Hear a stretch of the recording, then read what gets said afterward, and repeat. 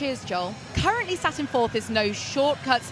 They are just 76 points shy of making a podium, 3 tests remaining. Now, the important thing about them is they have been living in Andre Houdet's house for 4 days a week. So in a test that demands spot-on communication, I have a lot of faith that the work they've put in is going to pay off. Lauren, thank you. Not only living in Andre Houdet's house, also his gym. It's the same place. Nienke van Overvelde moved from another country to live there and train there. For No Shortcuts. Hey, text G-Shock CF to 87121 for a chance to win a G-Shock watch, a spot at a CrossFit Level 1 seminar, and over $400 in CrossFit swag. Terms and conditions do apply, but visit gshock.com/CrossFit to learn more. Right off the bat, you see CrossFit Invictus had to put that barbell down. We knew that Jorge Fernandez was dealing with a hamstring injury at semifinals, and leading up to this, he said is feeling much better, but maybe they're just being a little bit more cautious on these deadlifts because that is very hamstring heavy. And it is Andre Houdet's No Shortcuts team that departs the deadlift bar first. 805 pounds on that axle bar. That is the equivalent of having each team lift Halfthor Bjornsson twice. Of course. If you don't know who that is, he's a very, very strong gentleman. And a lot of the teams having no issue with the deadlift component of test number 9 throughout heat number 1 and heat number 2. Franco's Misfits just finishing off, but Invictus, even with Jorge Fernandez's hamstring strain rather than injury, are doing pretty well so far. Josh Alshama facing us as Invictus works through the dips. Julian Kroll-Moschwitz facing us here on the sandbag squats for No Shortcuts. 39.6 seconds for the 21 deadlifts by No Shortcuts. That was 10 seconds faster than Omnia, who right now has the time to beat one of only 2 teams to finish the test through 2 heats as we go back down the line. So I want to take a moment to speak about Andre Houdet as this new young coach coming through. He's not just had to worry about his team, but he's also had 2 individual athletes competing and a Masters. One of them, Jelle Hoster, currently sits in the men's individual top 10. I spoke to Jelle earlier and he said that Andre is sending him all of his warm-ups, his protocols, and his strategy every single night, as well as trying to be there in person as much as physically possible. This guy is an exceptionally impressive young coach, and he's only just getting started. Lauren, young coach and young athlete. He competed at the elite level at the CrossFit Games last season, but he said, I'm not in it to finish 27th, which is where he was. If I'm not in the top 10, what am I doing? So he took a step back. He built this team where he can be a player coach, and not only is he in the top 10, he is threatening for a podium spot. The other piece of that, though, is he did say, this is not my team, this is our team, and we're in it as a unit. Oslo Navy Blue, right now, your leaders. We've said it several times today, always the bridesmaid, never the bride. They are 60 points out of a gold medal spot after finishing second at each of the last 2 CrossFit Games. Hey, sometimes being a bridesmaid isn't always the worst thing. We're going to notice on these P-bar dips, what they need to do is they need to synchro at the bottom with their shoulders behind the top of their elbow, as well as at the top in their ring support position. Part of the recipe for success was reduce that time under tension. So you see when they get close to that fatigue level, they're going to hop down, shake it out, reset, so that they can jump back up. And Jamie, we saw synchronized muscle-ups this morning, synchronized at the top. If somebody misses, you can hold at the top and wait. You really can't hold at the bottom of a P-bar dip all that long as your teammate recovers. It's definitely not recommended. What you want to do is, if that happens, if you get to that point of failure, hop down. It is not worth it to really strain and stress, put a lot of tension and time and stress on those triceps. 4-minute mark. On to the second round. 15 deadlifts here for Oslo Navy Blue. We're talking about tricep fatigue. You're doing a workout like Murph, for instance, with a lot of running, pull-up, push-up, and air squatting. Once you get to those push-ups, you throw 50 or 60 of those push-ups down, your triceps are going, whoa, time to stop here. But you've still got a fair bit to get through, so they're very weak muscle groups. So something that you really need to do and train a lot.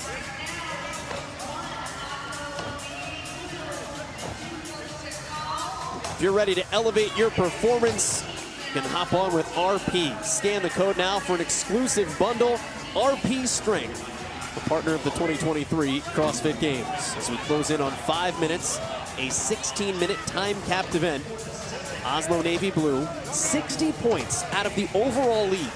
That's the difference between first and 10th. It's a pretty big gap, but it is a gap that you can make up with still this test and more tests on the docket tomorrow. You just have to hit home runs. There's really no margin for error. Anything less than a top 3 finish could be doomsday. 6 and 7 this morning, 200 points out of this morning with only 6 minutes on each of the time caps and not needed for that second portion for test 7 to 6 minutes. So a lot of points on offer on Saturday, day 3 of competition. Look how fast these dips are. Wow. Leanna Richter, and she was driving the communication there, looking at Eivind Dahl-Ringgaard.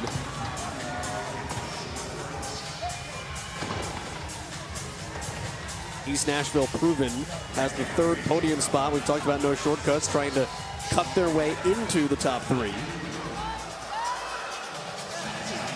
You see that communication from Lena Richter. She's going to make sure that they are communicating how many do you have in you, how many, when do we need to come down, can you do 2, can you do 3?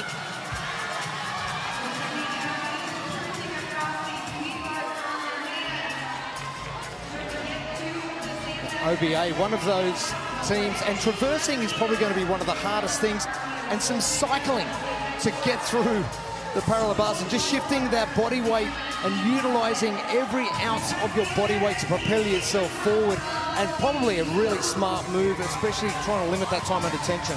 We talked about this earlier. You want to get your pairings set them up for success. So if you have an athlete that struggles with some of these dips, you want them on those P-bar dips first, as opposed to doing their sandbag squats, getting exhausted, under fatigue, and then having to do those after. P-bars are really about going back to the basics. Jeremy talked about 100 words of fitness, or fitness in 100 words. P-bars is in there from the beginning of what CrossFit is, but it hadn't been something that had shown up at the CrossFit Games until last year. Well, with 365 days of studying and preparation and getting right back into the laboratory, you're seeing the adaptation of athletes out there now able to just go out there and dip their way through this like it is nothing. The scary thing is, on that same list is pirouettes, flips, and splits. Now, splits ain't happening for me whatsoever, I can tell you that much. But flips are? I've already done a backflip, yes. So flips can be done, but splits, no go. Now, one thing we talked about was the dips are the separating, because every round you have to do 21 of those, whereas opposed to the deadlifts and the squats, those numbers and reps are going to go down. Richter and Ringgaard dropping their sandbag. They've been quiet while they've been dominant, sitting in that top 3 for the last couple of days. One thing I did take note of in this previous heat, Alex Smith, as he headed back to his sandbag, was kind of gripping his low back. And that's one thing you think about when you get to these sandbag squats. The position and where it's sitting on your body is going to force you to be in not an upright position, not evenly. So you're definitely going to put a lot of pressure on your low back.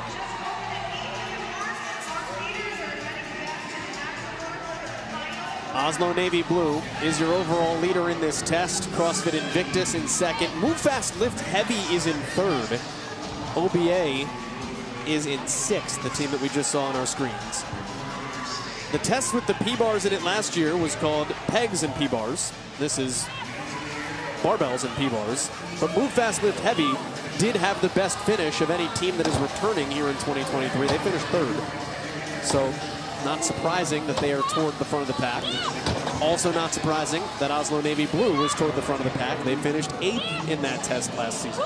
And very interesting, for most of these teams, we have seen the 2 men on the outside closest to the weights on that barbell. But in this specific situation with Oslo Navy Blue, Ingrid is going to be on the end there.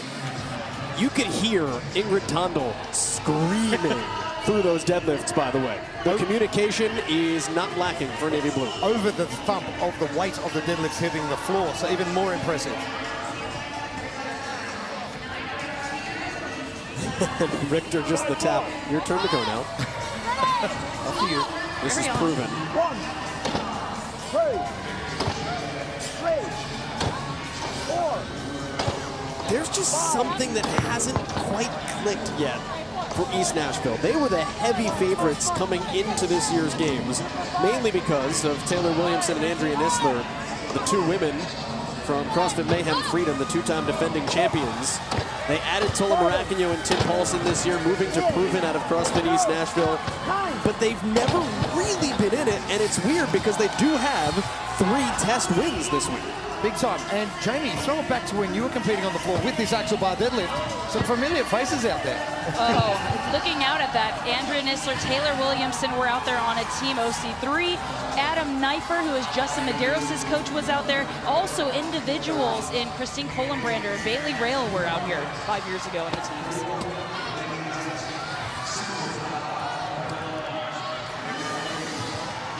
Time to beat is 14:17. Next time to beat is 15:58. Here comes Richter. I don't know if you saw it, but Lena actually waved Ingrid to come down really quickly and said, get a hurry on. We want to have a crack at this time. There goes Billadell. He's the newest member of this Oslo Navy Blue team, was not on the 2021 team that finished second on the podium. He was last year. Has meshed really well with a unit that has been together on the whole for several years.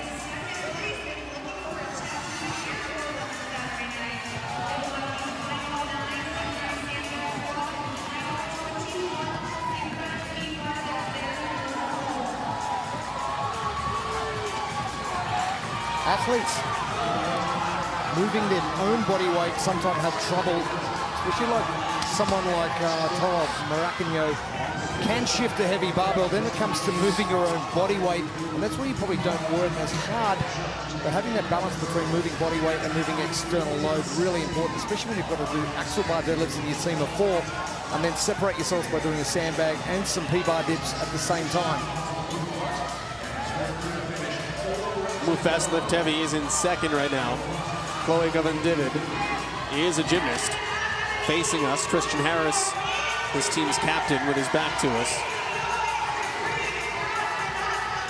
Oslo Navy Blue is on the verge of finishing, though.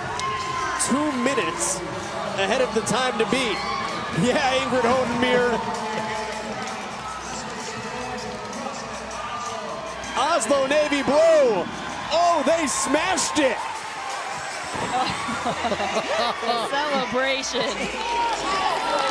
12:32, the time to beat by 1.5 minutes. Oslo Navy Blue, second test win of the 2023 Noble CrossFit Games. And now here's the good news. Invictus is in 4th.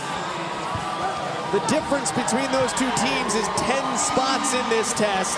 That right there, East Nashville Proven finishing, helps Oslo. And probably the result they needed as well. They were just chipping away nicely in the background while we had our eyes on Navy Blue. Here comes move fast, lift heavy. OBA, they are done. Invictus's lead very, very slightly starting to fall. Here comes move fast, lift heavy.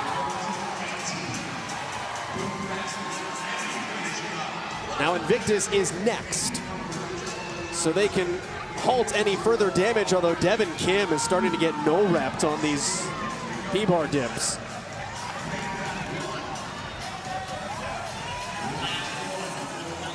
Oh, and you see that lockout of her elbows.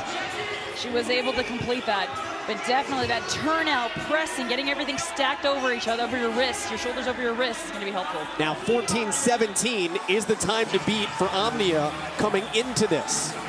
So Invictus has got to go. 10 seconds. Here comes Jorge Fernandez. And Invictus will indeed just get in ahead of CrossFit Omnia. Those are 3 pretty critical points right there. And the damage is kept to a minimum. You saw how difficult that was for Jorge. He had just finished his last set of P-bar dips and had to traverse across that. That last couple steps was extremely difficult for him, but he was able to pull through to get that win to get across that finish line for the team. 60 points was the gap between a 1st and a 10th. Invictus and Oslo Navy Blue wind up with a 1st and a 5th. So the lead will be manageable heading into the closing day on Sunday between Invictus and Navy Blue. You want to fight? You've got one. Tell you what, when you've run out of P-bar dips, you've really run out, don't you? I'm just wondering how all of these teams for recovery, their shoulders, their triceps, what they have left in the tank for tomorrow. The ice barrels, and they are available in the vendor village. CrossFit Walleye done. No shortcuts will be next. Although you said it, Jeremy, when your dips go, your dips go. And Julie Hogard-Nielsen and Julian Kromoshvitz are fighting here.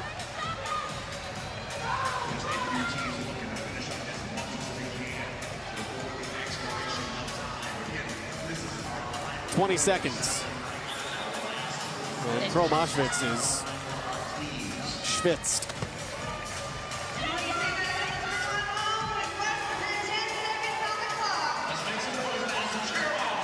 That cap will drop. So 6 teams finish in this heat, only 8 teams overall. And Oslo Navy Blue is now 4th all-time with their 6th career CrossFit Games test victory. Tight start for the 3rd and final heat of Test 9, and deadlifts again right throughout the 3 heats, not proving to be difficult. Oslo Navy Blue out to the early lead, trying to catch overall leaders Invictus. And a great battle back and forth.